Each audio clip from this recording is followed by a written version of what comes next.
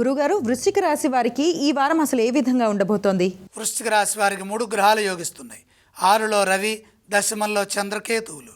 ఉద్యోగ ఫలితాలు బ్రహ్మాండంగా ఉన్నాయి. ప్రారంభించిన పనులు వెంటనే పూర్తవుతాయి. ఆత్మవిశ్వాసంతో చేసే పని లక్ష్యాన్ని ప్రసాదిస్తుంది. నిరంతర సాధన మేలు చేస్తుంది.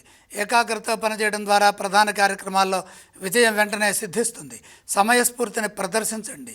వివాదాలకు దూరంగా ఉంటూ లక్ష్యంపై దృష్టి నిలిపి బాధ్యతాయుతంగా పనులు చేయడం ద్వారా మీ కర్తవ్యాలను మీరు జాగ్రత్తగా పూర్తి చేయడం ద్వారా మేలు జరుగుతుంది. మనం ఏ పని చేస్తే ఉత్తమ ఫలితాలు వస్తాయో దాని మీద ఎక్కువగా దృష్టి నిలపండి.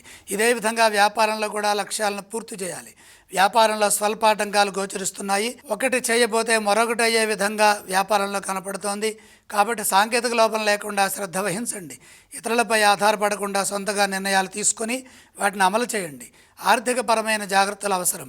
మనోబలంతో ముందుకు సాగండి. కుటుంబ సభ్యులతో చెప్పి చేసే పనుల్లో పురోగతి అధికంగా ఉంటుంది. శుభవార్త ఆనందాన్ని ఇస్తుంది. ఏ స్తోత్రాలను పఠించాలి?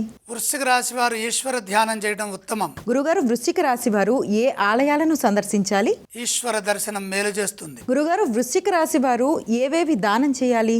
3 గ్రహాలు యోగిస్తున్నాయి కాబట్టి బుధ ప్రీతిగా పెసలు దానం చేయండి.